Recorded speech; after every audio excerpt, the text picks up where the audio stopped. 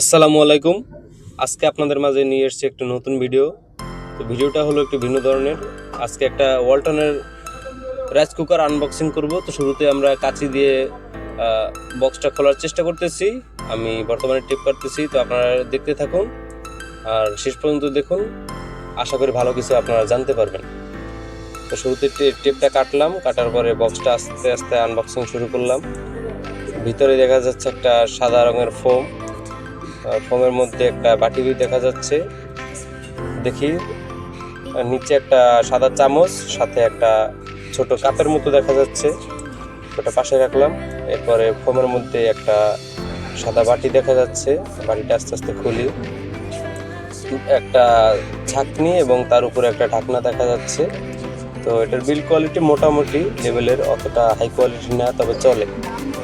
তো ঢাকনাটা একটা ট্রান্সপারেন্ট ঢাকনা, ঢাকনার মধ্যে দুইটা ছিদ্র দেখা যাচ্ছে, মোটামুটি চলে। এটা ছিদ্র, একটা ছিদ্র, তো এখান থেকে হাওয়া বের হয়, যার জন্য দিচ্ছে। তো দুইটা সাইডে রাখলাম, রাখার পরে দেখি ভিতরে আর কি আছে। ভিতরে দেখা যাচ্ছে একটা সাদা রঙের চামচ, প্লাস্টিকের, মোটামুটি বিল কোয়ালিটি ভালোই চলে, এটাও সাইডে রাখলাম। এরপরে আছে একটা মোটামুটি ভালো ধরনের একটা বাটি এবং ভিতরে একটা কেবল, কালো তারের। কেবলের কোয়ালিটি ভালোই, এটা চালানোর জন্য। বাচ্চাটা দুষ্টুমি করছে, কিছু মনে করবেন না আপনারা। এরপর হলো একটা বাটি, কালো কালারের, ভিতরে কালো এবং বাইরে সিলভার কালার, এটা সাইডে রাখলাম। এরপরে সেম আর একটা বাটি দেখা যাচ্ছে, বাটিটা খুলে দেখি ভিতরে কেমন। এটার বিল কোয়ালিটি মোটামুটি ভালোই চলে। 3000 টাকা বাজেটে এর বেশি আর কি দিব, যা আছে আলহামদুলিল্লাহ চলে। বাচ্চাটা দুষ্টুমি করতেছে, তো এটা রাখলাম।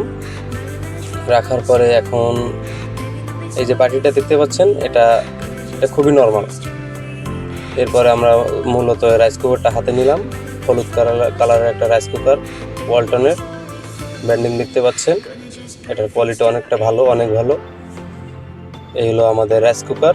আপনারা ভিডিওটা দেখছেন, যদি কোনো ধরনের ইনফরমেশন পেয়ে উপকৃত হয়ে থাকেন, তাহলে অবশ্যই আমাদের চ্যানেলটি সাবস্ক্রাইব করে আমাদের সাথেই থাকবেন। ধন্যবাদ।